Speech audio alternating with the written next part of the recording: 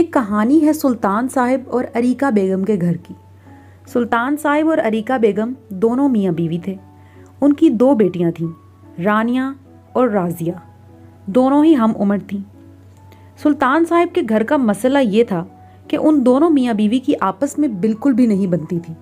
وہ لوگ بات بات پر جھگڑتے تھے اور اس جھگڑے کی سب سے بڑی وجہ سلطان صاحب خود تھے۔ ان کی بنتی ہی نہیں تھی اپنی بیگم سے۔ لڑائی اتنی بڑی کہ نوبت علیحدگی تک آ گئی۔ غصے میں آ کر انہوں نے اریکہ بیگم کو طلاق دے دی اور انہیں بیٹیوں سمیت گھر سے نکال دیا۔ سلطان صاحب کو اپنی اولاد سے بھی بالکل بھی پیار نہیں تھا، اس لیے انہوں نے کسی کو نہیں روکا اور انہیں بے یار و مددگار کر دیا۔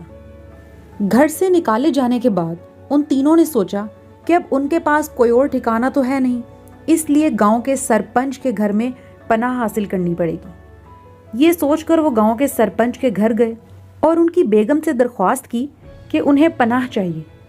اس طرح سرپنچ کی بیگم نے انہیں گھر تو رکھ لیا، لیکن اس کی شرائط تھی کہ کھانا، اوڑھنا، پہننا، ہر چیز یہ خود کریں گے۔ سرپنچ کی بیوی سریا بیگم بہت ہی سخت مزاج عورت تھی۔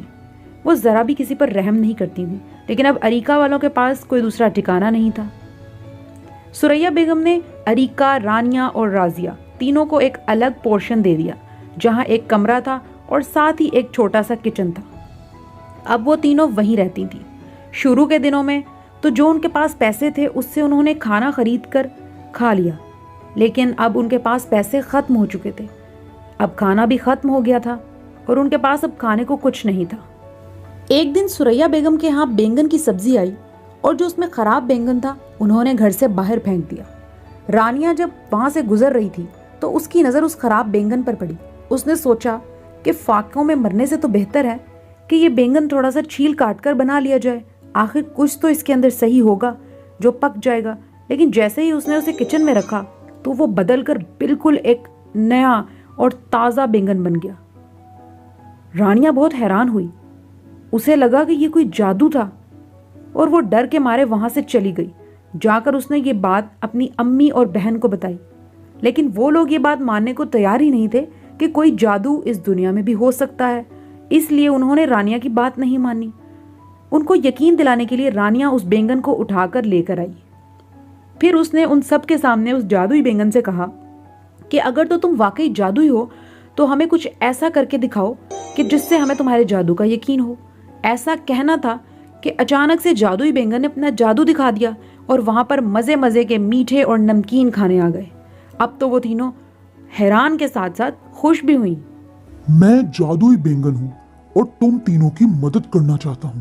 میں جانتا ہوں کہ تم لوگ بے یار و مددگار ہو، اس لیے تم لوگ جو حاصل کرنا چاہتے ہو مجھ سے مانگ لو، لیکن یاد رکھنا زندگی میں کبھی بھی لالچ مت کرنا، ورنہ یہ جادو بھی ختم ہو جائے گا اور ساری چیزیں بھی۔ اریکہ بیگم نے اس جادوئی بینگن کو جب کھیتوں میں لگایا تو اس سے بہت زیادہ بینگن بنے۔ روزانہ نئے سے نئے بینگن درختوں پہ بھی لگتے اور فصلوں میں بھی۔ وہ سب بہت خوش تھے۔ اس طرح اریکہ بیگم کے پاس اتنے سارے بینگن ہو جاتے اور وہ اسے منڈی لے جا کر بیچ دیتی اور انہیں بہت زیادہ منافع ملتا۔ اس طرح اس جادوئی بینگن کی وجہ سے اریکہ بیگم کے حالات بالکل بدل گئے۔ انہوں نے ایک پیارا سا گھر لے لیا۔ اب وہ تینوں وہاں رہتی اور ہنسی خوشی زندگی گزارتی۔ لیکن اس جادوئی بینگن سے نہ صرف انہوں نے اپنا بھلا کیا بلکہ گاؤں میں جتنے بھی غریب لوگ تھے ان سب کی مدد کی اور اس بینگن سے سب کے حالات بدلے۔